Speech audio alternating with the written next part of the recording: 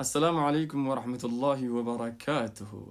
انتلتي وانت جارسا أجرت جتشودا مشا جارسا وكان ذكر إسا كان أجرته يوني في وانا جارسا كيتك ياسا على إسا إيرتي وأجرت إيملتو أكسم اللي أمري إيرتو أكسم اللي رزقي قدو يو كاني فردينا إذا أتيس أجرت أكسم الإيرينا دبلتي أجرت أمري إيرتو دا لقيتي أرجتشودا بيكمتي أرجتشودا دنديتي أرجتشودا kabajaa fi jaalala ummata biratti hawaasa keessatti horachuudha jaarsi kee jechuudha.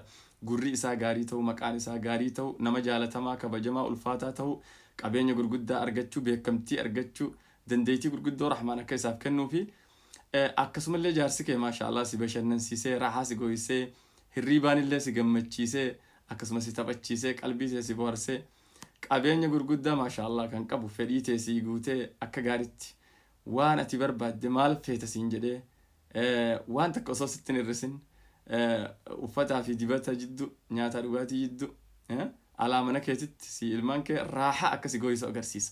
Jaarsa jaalatamaa, jaarsa akhlaaqa qabu, jaarsa miizaana qabu akka qabdu agarsiisa. Nicma rabbi keessa jirta. Jaarsa akkanaa kana jabeeffadhuun siin jaa. Duba yoo manaa maanaan mootu wanta jaarsa keetii isaa xiqqaate, isaa gabaabbate, qiyaasa ala yoo agarte isaa gabaabbate arginaan umrii gabaabduudha. duudha jechuudha. Akkasumallee umrii gabaabduu rizqii xixiqqoo jechuudha. Waan hin jirre khasaaraa maallaqa keessatti aangoo yoo qabaates jaarsa kee akka irraa mulqamu agarsiisa. Rabbi sitti hin fedhini. Akkasumallee yoo qabeenya qabaates khasaaraa gurguddoo mataan seenuu agarsiisa. Rabbi sitti hin fedhini. Akkasumallee ilmaan keessattis nasaba keessattis ilmaan hedduu akkan argan zurriyyaa waan hin jirre gartee akka argatu. Allahu alam ka beeku rabbuma. Akkasuma warri ammoo dhedheeraa fi furdaan sun ilmaan hedduu akkasirraa gannaqu agarsiisa. Kana garaagarummaan isaa kanaafuu wanta jaarsaa jechuudha. Ka dhiira biraallee yoo ta'e furdaa arginaan yookaan dheeraa arginaan kuni waan gaariidha. Inshaallah rizqii gurguddoo ammoo ka jaarsaa taanaan Allah hixaan kee nama tole nasiibni kee chaansii carraan kee maashaallah gubba gubba sii bahe jechuudha. Ukhtitii qaali alhamdulillah jedhi duba. Baarakallahu fiiki.